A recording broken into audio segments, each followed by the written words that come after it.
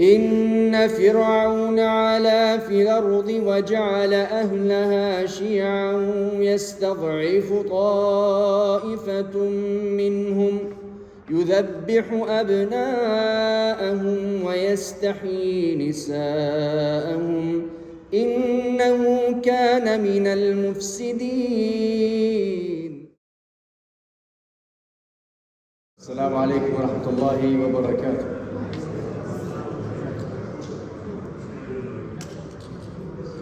بسم الله والحمد لله والصلاة والسلام على رسول الله.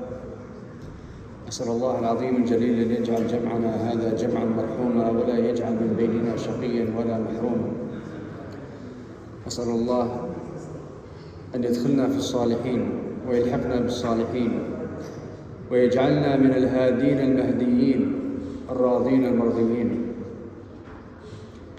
أسأل الله أن يثبت أقدامنا على صراطه المستقيم ويثبت قلوبنا على دينه العظيم. أسأل الله أن يذكرنا في الملأ الأعلى ويلحقنا بالصالحين والصديقين والشهداء والأنبياء والمرسلين. اللهم آمين. We are still with the stories of the prophets, those who Allah subhanahu wa ta'ala chose from His khalq. And tonight, inshallah, we will start a series regarding one of them who is min ulil azm. So all of the prophets and the messengers alayhim salatu wassalam were chosen out of all of humanity. Allah subhanahu wa ta'ala chose mankind specifically for the task of Tawheed. And from mankind He chose all of the prophets and the messengers alayhim afdal salatu wa taslim. And from those prophets and messengers, He specifically chose 5 that are called Ulil Azm, the greatest 5. And amongst those 5 is Musa ibn Imran alayhi salatu wassalam. And he is from Ulil Azm. And huwa man huwa kalimullah. He is the one that Allah subhanahu wa ta'ala spoke to directly, and he spoke to Allah directly.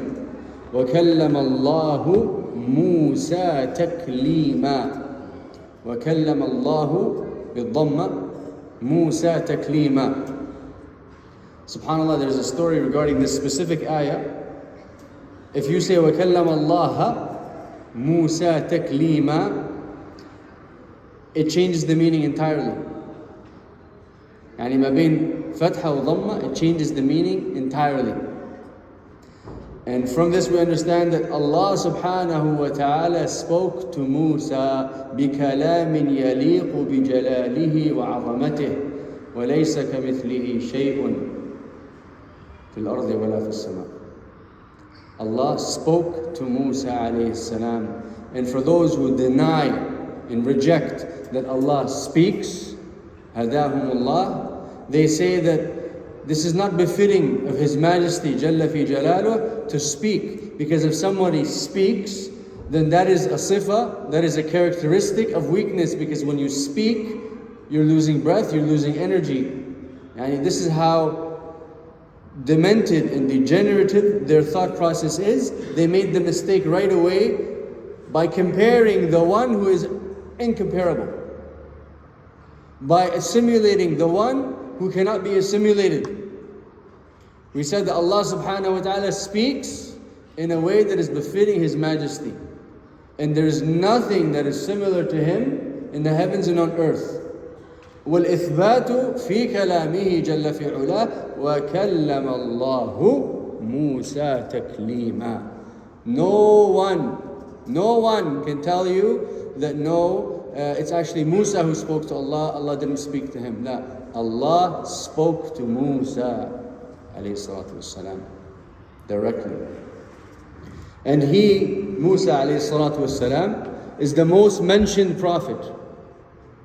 Fi kitabillah, the most mentioned prophet is Musa alayhi salatu wassalam. The most quoted prophet in the Quran is who? Musa alayhi salatu wassalam. He was mentioned over 100 times.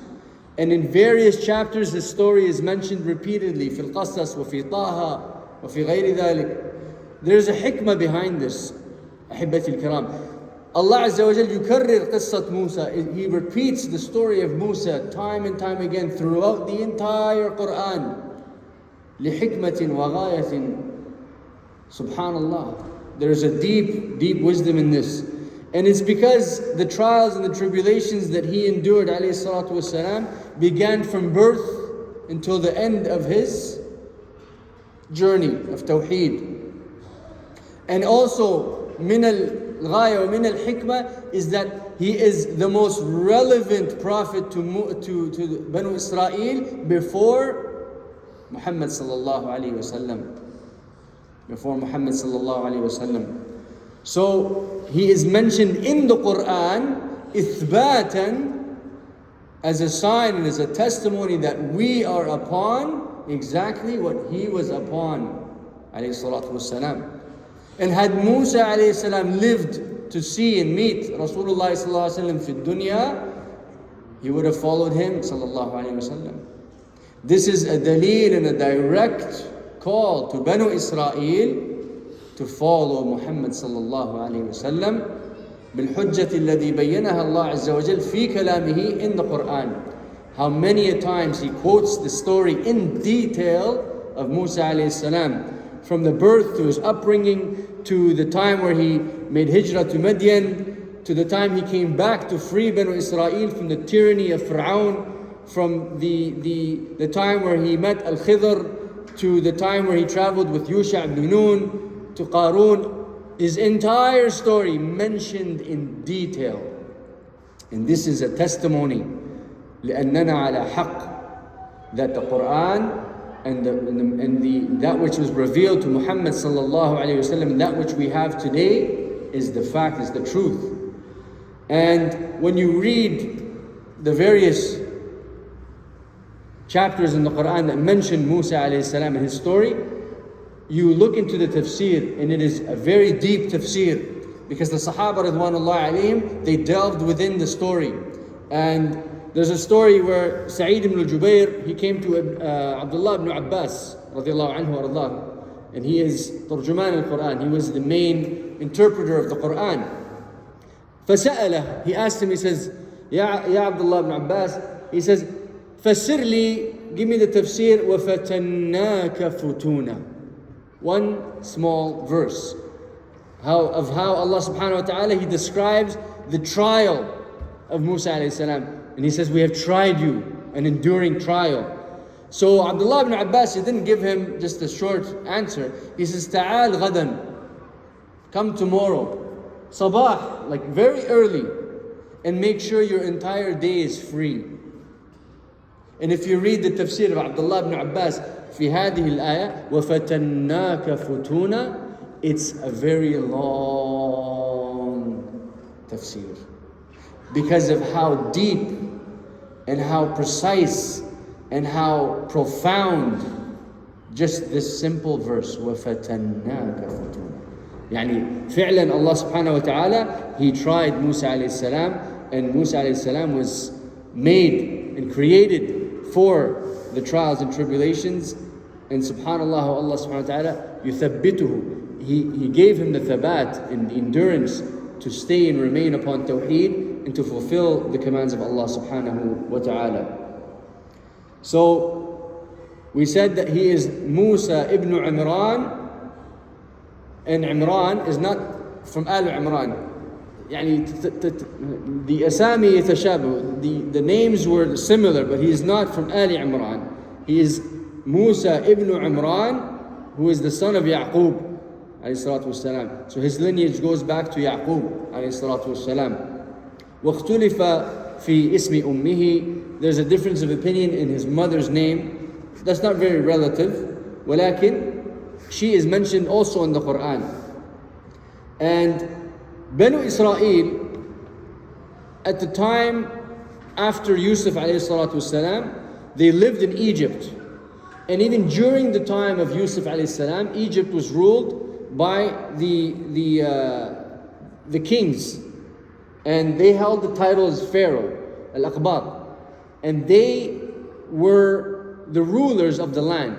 Yusuf alayhi salam, he was just a wazir. He was Azizu Misr. He was like, what is the term in English? Minister. But it was ruled by the kings, the royal family, which were al-Aqbat. They were not from Banu Israel. And this passed many years. And Banu Israel lived amongst them. And during the time that Musa alayhi salam's story was mentioned, there was a pharaoh, and his name is not Pharaoh, it's a title. He's the king of Egypt. And his name, from what the Mufassirun said, they said his name was Al-Walid ibn Mus'ab. And in English, the historians have developed a difference of opinion here. They said he could have been Seti the first or Ramses the second. They're not quite sure. But he has to be one of these two men. And regardless of who he was, or what his name was, he was a tyrant. This particular pharaoh who ruled over the land of Egypt was a tyrant. And Allah subhanahu wa ta'ala, He describes him.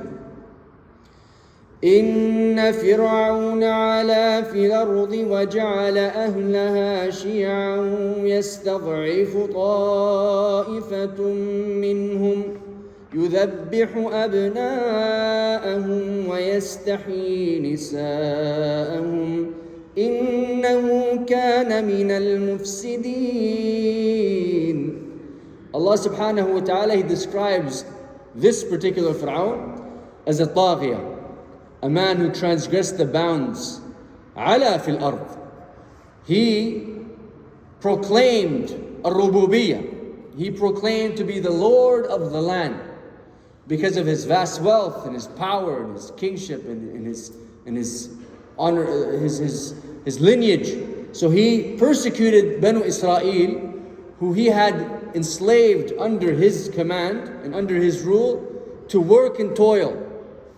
And he used to kill their men, and he used to yastahyi nisa'um. He would persecute their women, and to the point where he used to kill their infants, their children. And the ulama, they had a difference of opinion as to why he would persecute specifically the children of Banu Israel. Now here, listen to how demented this individual was. He believed, and it was said that he saw in a dream that one male of Banu Israel would be born, and he would grow up to take over his kingdom. And the birth of this child would mark the end of his rule. So the other opinion says no.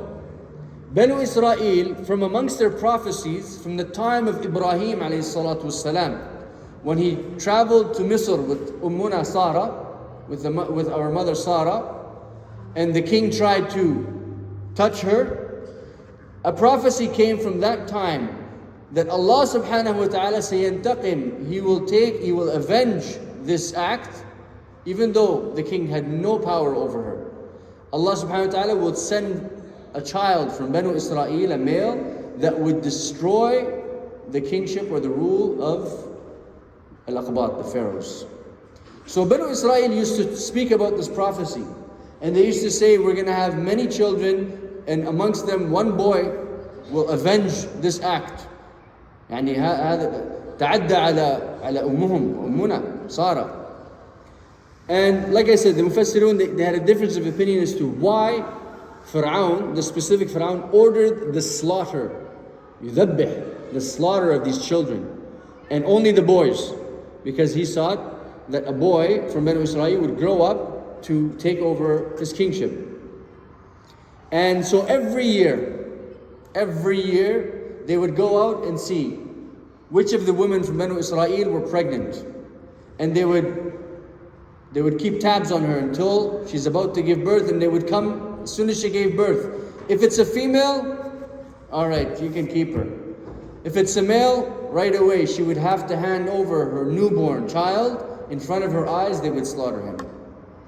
La hawla wa la quwwata illa billah. Sallallahu al-afiyah. Could you imagine, ya ikhwan, the brutal, just the despicable nature of this And la zala, today, right now, in this world that we are living in, the so-called advanced technological, moral, ethical world we live in, there are still children being slaughtered. La hawla wa la quwwata illa billah. And they are still the children of who? Of those who say La ilaha illallah. May Allah subhanahu wa ta'ala protect all the children in every nation, and protect all the Muslims, men and women and children. Allahumma ameen. So they would slaughter these newborn infant boys in front of their weeping mother's eyes. And this went on for years. It wasn't just a one-off thing, it was for years. And then they realized, they said, okay, hold on, the labor force here is dwindling. I mean, what are we going to do with all these women who are, let's face it, not as strong as the men that are able-bodied and could lift and build these monuments for us and work longer hours and be beaten. So they went to Fir'aun and they said, listen, we gotta re-strategize this. So he said, you know what, no problem. You guys can have a year off. So 1 year on of slaughter and 1 year off. So 1 year, you can have kids, no problem. Boy, girl, they'll live. By the way, there's no third gender, it's boy or girl. Still, there's no third gender. And then Allah subhanahu wa ta'ala لحكمة وغاية subhanallah, listen to this. Allah subhanahu wa ta'ala created everything. Before all of creation, it was designated when you will be born, how you will be born, where you will be born, everything. Allah subhanahu wa ta'ala ordained, determined, predetermined that Harun, the brother of Musa alayhi salam, would be born on a year where there was no slaughter. Banu Israel were free from the slaughter. And Harun, he's also a messenger. He's a prophet. Would you not think that Allah subhanahu wa ta'ala would also predetermine that Musa alayhi salam would be born on a year where there is no slaughter? That's what we think, right? Because we think with our primitive minds. Allah subhanahu wa ta'ala determined 50,000 years before anything was created that Musa alayhi salam would be born on the year of slaughter. Aye. You think you understand? لا حول ولا قوة إلا بالله. ذو حكمة بالغة وقدرة مقتدرة. So he ordained that Musa alayhi salam would be born 1 year after Harun on the year of slaughter. So Musa, the mother of Musa alayhi salatu wasalam, it was reported that she had a light pregnancy. It wasn't as evident as normal. And she concealed it as best as possible. So the guards had no idea that she was pregnant yet again. And when she gave birth to him in secret. And every time the guards of Fir'aun would come and do the rounds, because it's time for the slaughter, it's time to take these freshly newborn, innocent baby boys and chop them up. Every time she got news that they were coming, she would put them in a taboot, in a small vessel thing that she made that was waterproof. And that had a lid on it as well. And she had a rope tied to it. So she would put this new infant straight out of the womb into this taboot, and she would push it into the river. And the rope would be tied beneath the water. So he's floating away. And the guards would come and check the house and check the land, and there's no baby, there's nothing. There's just one boy, but he was recorded and registered. He was born on the good year, so he's safe. Ahibbati al-kiram, could you just imagine Musa alayhi salam is in the middle of this little vessel, this little craft, this little raft. And he's in a raging river, he's in a river. It's not just any river. There's crocodiles. There's wuhuj. In the middle of the night perhaps they've come. And he is in this position. Allah subhanahu wa ta'ala, He ordered his mother to do this.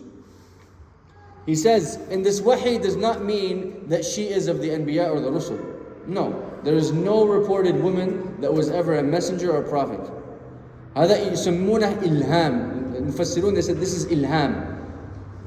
Allah subhanahu wa ta'ala, He says, وَأَوْحَيْنَا إِلَىٰ أُمِّ مُوسَىٰ أَنْ أَرْضِعِيهِ. So the first command came when she gave birth to him, to breastfeed him.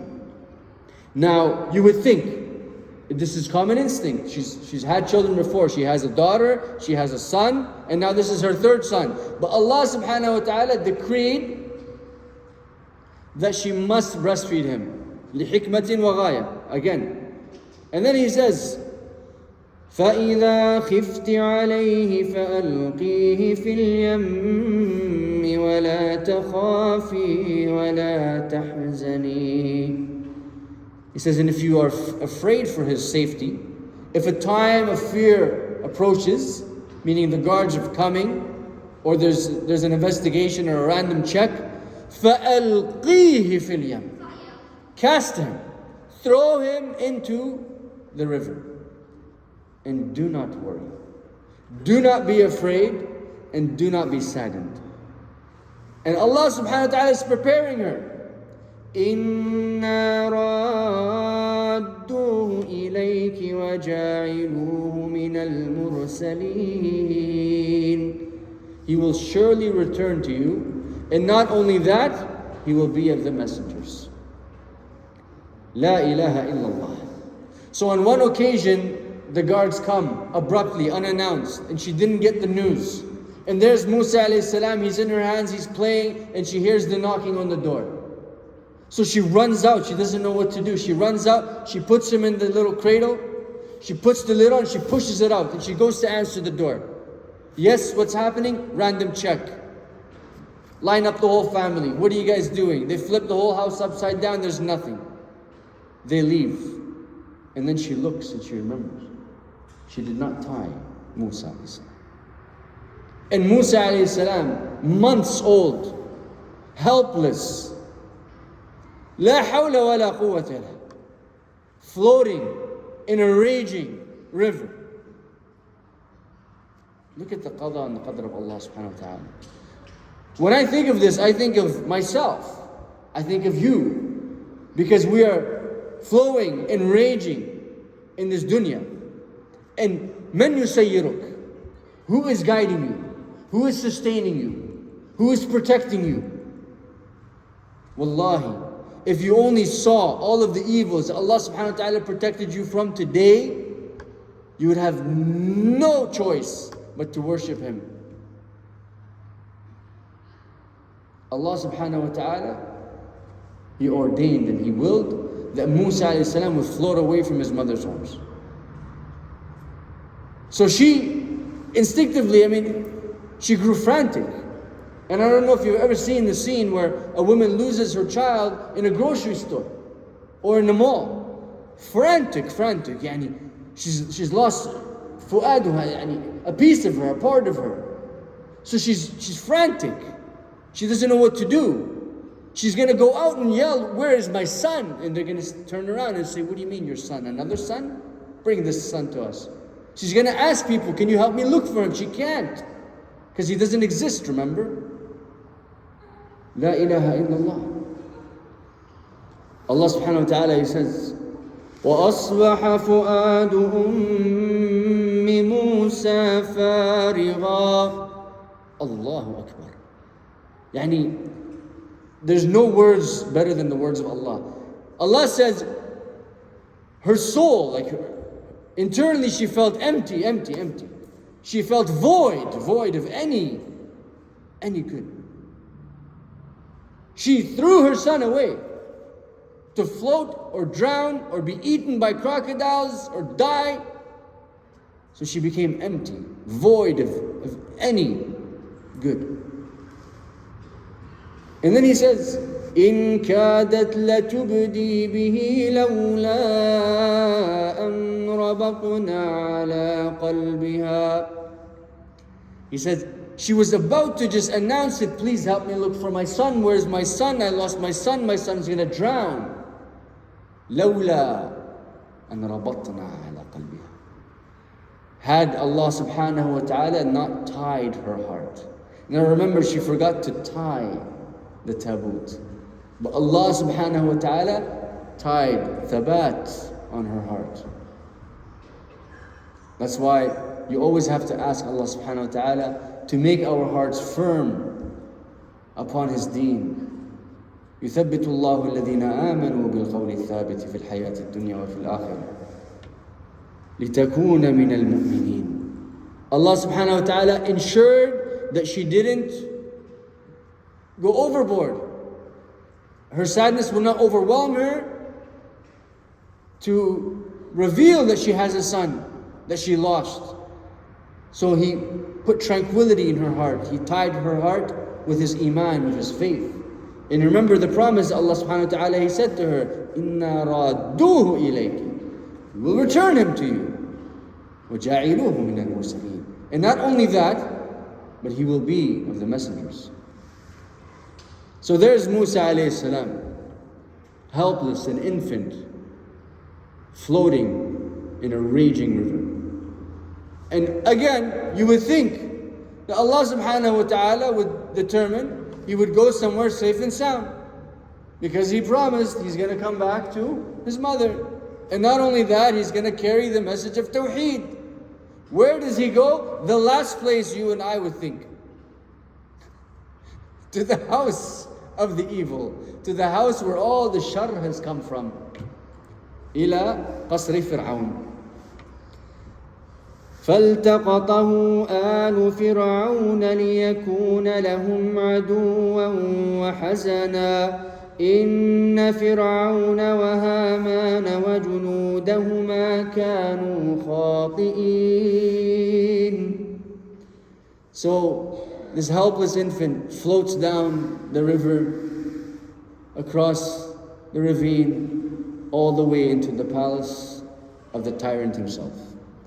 And the khadam, the workers of the palace, they see this tabut. It's covered, they don't know what's in it, floating there. So they're afraid to touch it, they don't know what it is. So the wife of Fir'aun, Asya bint Muzahim, she comes and she picks this tabut up, and she places it down and she opens it. And when she opens it, her heart opens. وَأَلْقَيْتُ عَلَيْكَ مَحَبَّةً مِّنِّي. Musa alayhi salam is an infant, he can't speak, he can't justify anything. ولكن Allah subhanahu wa ta'ala ألقى حبه عليه. Allah subhanahu wa ta'ala instilled and put over him His mahabba. And by that, Asya bintu Muzahim, she loved this child.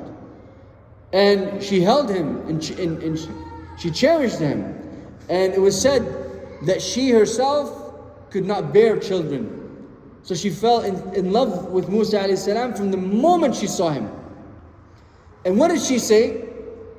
وقالت امرأة فرعون قرة عين لي ولك.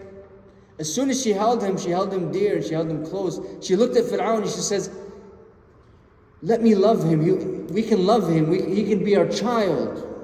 He can be our child. لا تقتلوه. Don't kill this child. عشان ينفعنا. He will benefit us.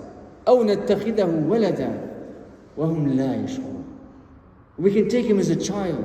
We can benefit from him. And Ibn Abbas radiallahu anhu, he said about this specific ayah, he said, look at how optimistic she was. عسى أن ينفعنا. He most likely will benefit us. وفعلا نفعها موسى عليه السلام. He benefited her because of her optimistic approach. He gave her tawheed and she fled away from shirk. And she is of the people of Jannah. And he said, Ibn Abbas said, if Fir'aun had agreed with her, Allah subhanahu wa ta'ala would give him the same. But because he did not have the optimistic approach, he wanted to kill. Allah subhanahu wa ta'ala taba ala qalbi.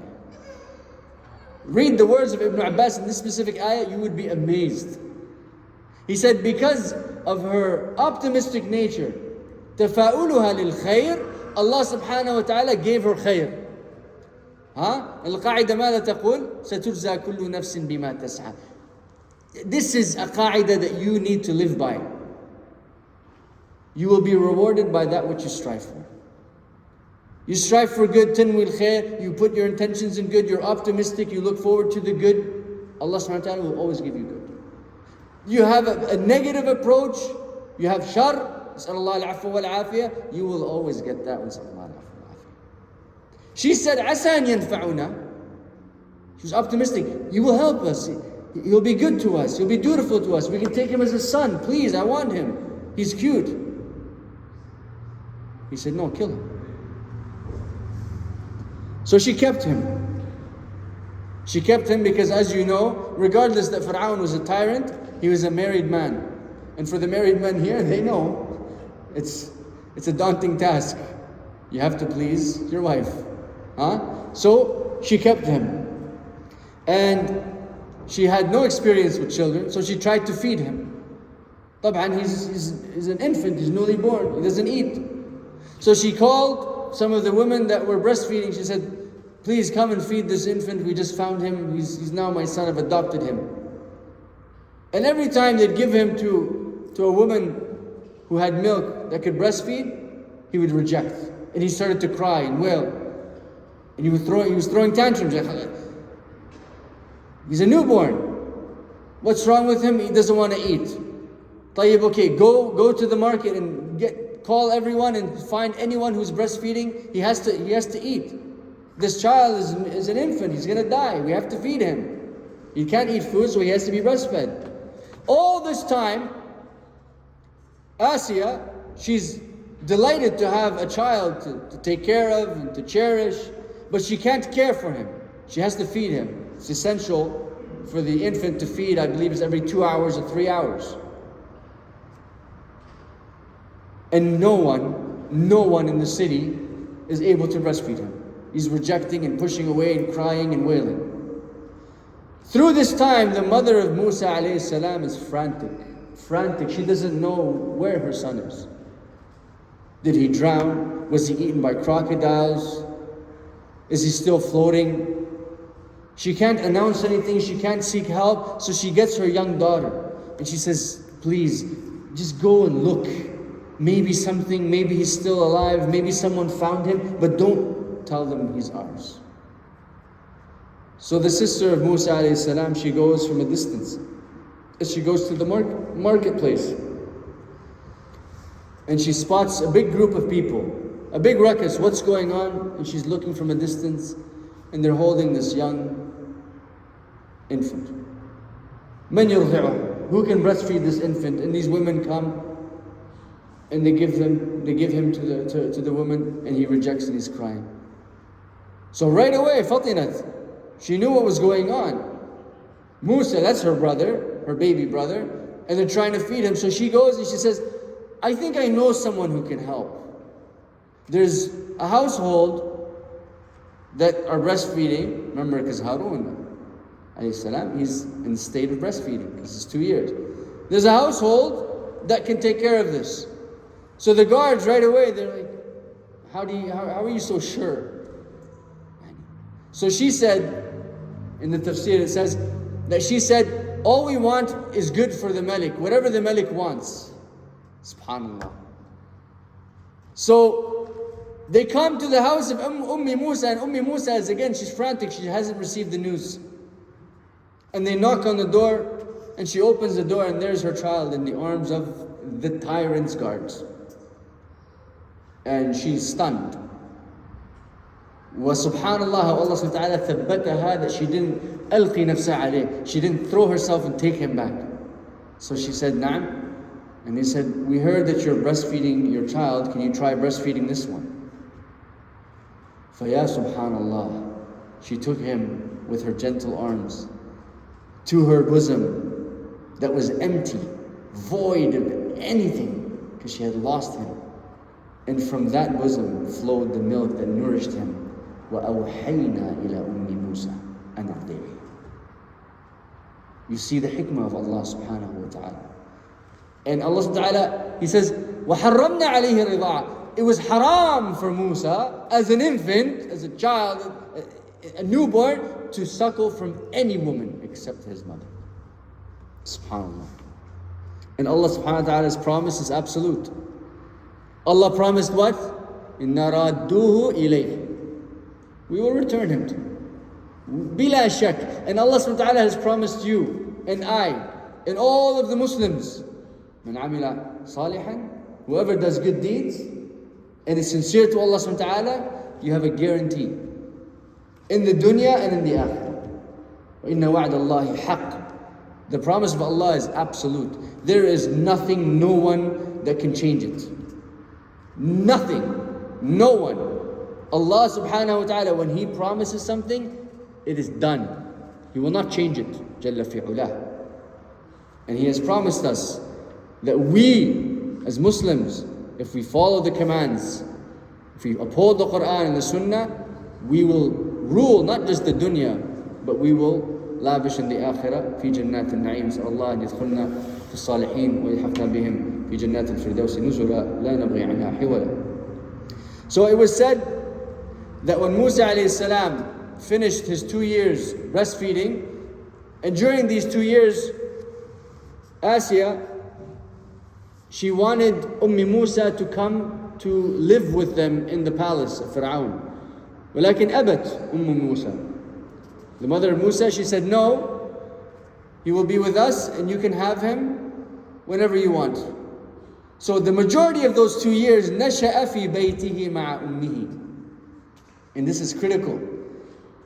And Allah subhanahu wa ta'ala, He ordained that he would be raised for the first primary years with his mother, in his mother's arms, with his mother's nourishment and his mother's care. So after the 2 years, he was handed over to Bayti Fir'aun.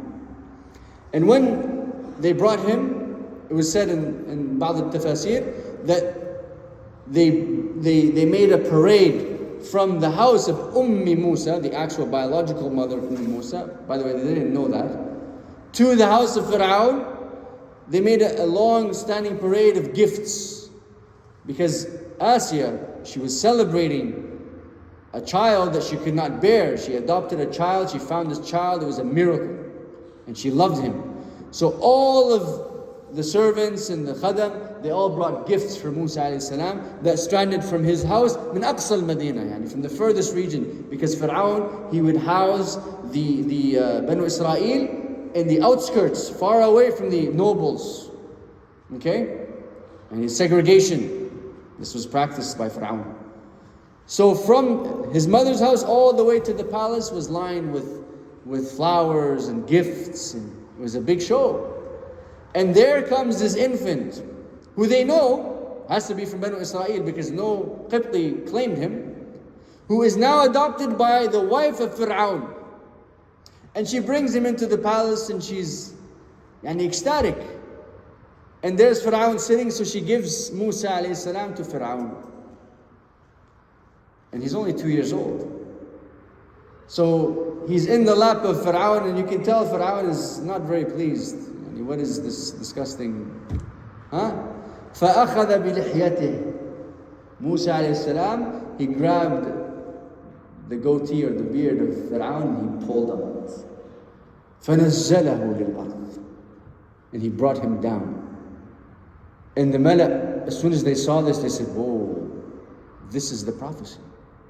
This is the son of Banu Israel, who will bring you down, who will destroy your rule. And right away, Asya alayhi salam, she came, she grabbed the child. She said, this is just a child, he's 2 years old. He doesn't know his name. And they said, no, Fir'aun, this is the prophecy, this is the one, this is the guy that's going to end it all. So he said, اقتلوه, kill him. Kill him right now, 2 years, it's more than enough. So she said, no, you can't do this. He's a child, he doesn't know what he's doing. He's an infant, newborn, 2 years old, he's a toddler, and he's just starting to crawl. So they said, no, we're going to kill him. She said, please, I'll prove to you that he doesn't know what he's doing. So she commanded them to bring 2 bowls. One bowl of burning ambers, and one bowl, it was reported, of dates. She said, just to prove to you that he doesn't know the difference between right or wrong. Let's see what he reaches for. And Musa alayhi salam is 2 years old. So he goes to reach for the dates. And then Allah subhanahu wa ta'ala ordains that he reaches for the ambers. And it was said that Fir'aun himself stopped him from touching the ambers out of shafaqa. So she kept him. There's different narrations on this story. However, this is the one that is most correct. Allahu tabaraka alayhi wa alam. So he grew up in the household of Fir'aun. Nasha'a fi. And Fir'aun obviously lived a lavish lifestyle. So it translated to Musa's lifestyle. Musa now lived like a king in the king's castle. Subhanallah. From a raging river that he was about to drown to a lavish lifestyle, sitting upon linen and satin and eating fruits and vegetables and meat.